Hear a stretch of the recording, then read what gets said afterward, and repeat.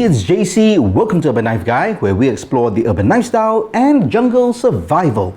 Today we're going to have a look at the Sofrin SC13, a flashlight, and I'm going to explore why I think it's currently the best value budget EDC flashlight for both urban and outdoor use. First, if you watch this channel regularly but have not subscribed, please do so to help the channel out. Thanks. A shout out to Sofrin for sending this out to me to have a look. Now before this, I actually had not heard of this brand. I've got a couple of flashlights over the years. I'm by no means an expert, but I've got the usual suspects, Nitecore, Olight, and I think the closest that this Sofrin SC13 comes to would be this Baton 3 from Olight, and I'll talk more about that in just a bit.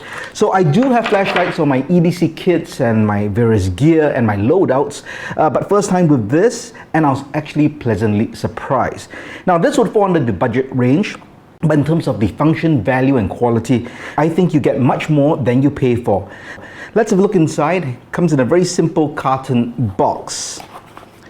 You do have the flashlight, you get a manual, which we'll have a look in just a bit, some product tags, there is a lanyard, and this is a rechargeable flashlight with a rechargeable battery, so it uses a Type-C USB cable. The flashlight itself, as you can see, is really small, and that's one of the appeals for EDC, definitely. It's not the long and slim sort, it's I guess the stout sort, for lack of a better word, but very handy in size, and I think it's very mighty, as you'd see later on. Now in terms of dimensions, this is just over 2 inches in length, and the diameter is just over 1 inch, and I think it's got a nice tactical look as well, right? It's not just straight and boring, it's got a nice shape, there are ridges, so it's pretty ergonomic as well, so you get good grip even though it's a bit small. There is a deep carry pocket clip, which I like a lot. You can clip this to your belt, clip this to your gear, and I think if you go outdoors especially and you wear a cap, then that's where this comes in very useful, because you can then clip it on the beak of your cap just like that if you need. More on that later in terms of the applications.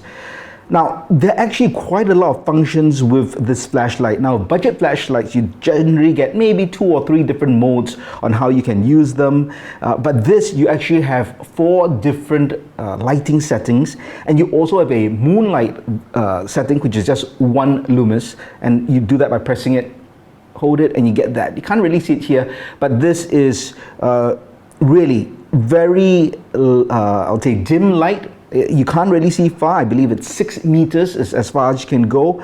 But if you carry on to the other, for example, the low, the medium, the turbo is 1,300 lumens, and that goes up to 217, and that goes up to 217 meters, and that's pretty incredible.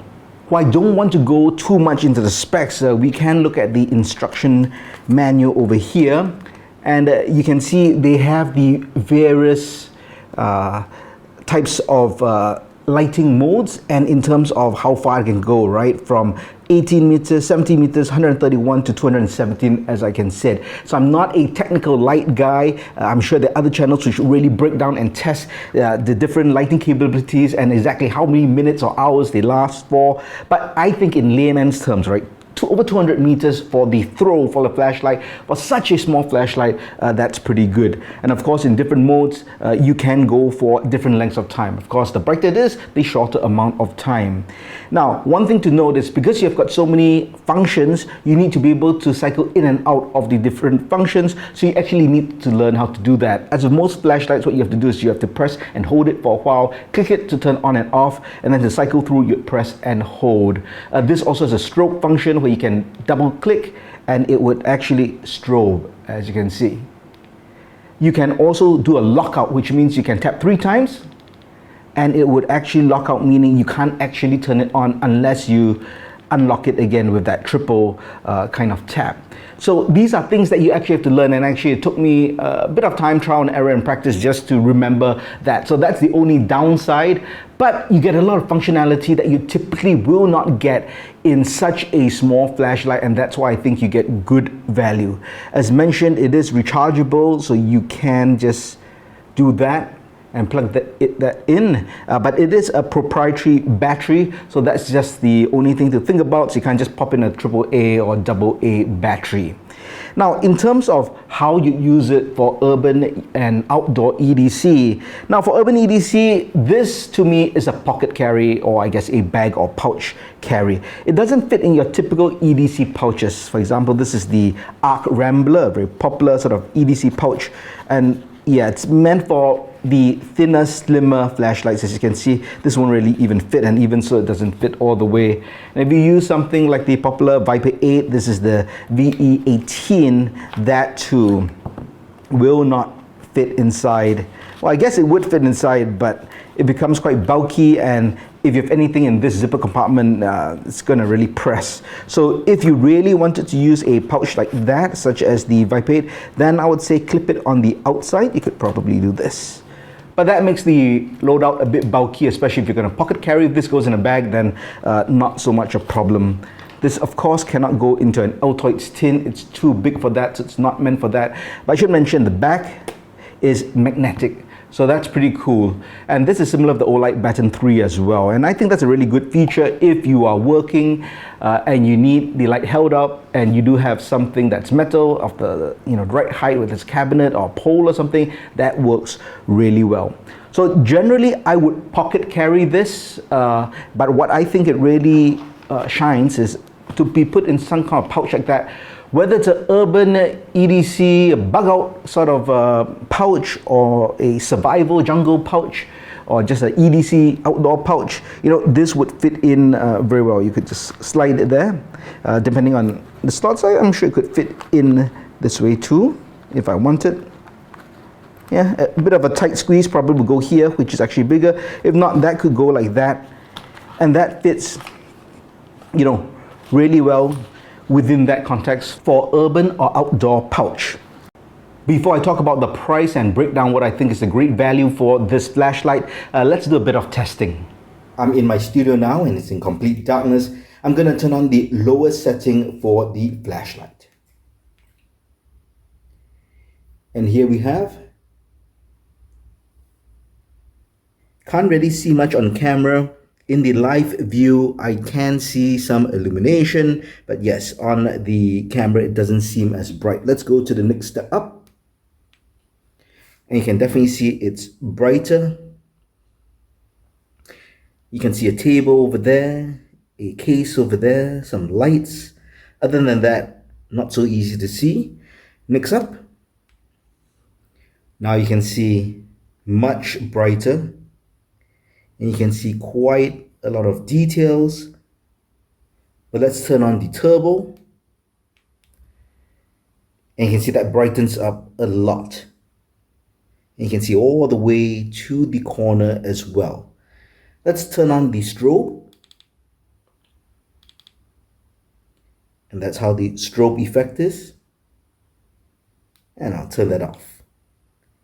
So overall, you can see how bright it can get, especially in the brightest mode, but in actual use, you do not need it so bright. As you can see, this is a small but mighty EDC flashlight, very handy. And one thing I didn't mention is that it's actually waterproof, IPX8 rated. Now you can't dive with this, but if you drop it into a small puddle or pond, absolutely no problem. If it's in the rain, it would work. So as I mentioned, you can put this on your cap. So if you use this as a backup light, you're out in the jungle as I go, and it happens to be really dark, or you just happen to stay past daylight, then you can put this on, and even if it rains, you can use that. Now, the closest competitor, as I mentioned, is the Baton 3, and the Baton 3 isn't waterproof to that degree. In addition, what I like about this is it's got that kind of universal cable, the Type-C charging. The Baton 3 doesn't have that. It uses a magnetic charging system, and actually I've misplaced that cable currently, so I can't charge up the Baton. So I think that's something to consider as well. Now, in terms of price, that's where the real value comes in. So if there's no sale going on, it's $32 MSRP, and the Baton 3 is actually closer to $60. So it's about half the price.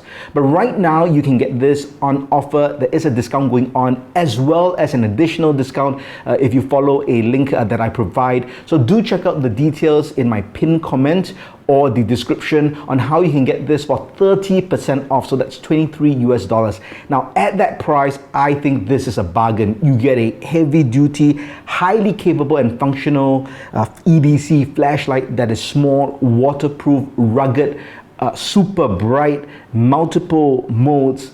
You can't really go wrong with that price. So if you are looking for an EDC flashlight to add to your kit, you didn't want to spend so much, but you wanted something really high value and functional, then do check this out and check out those links as well.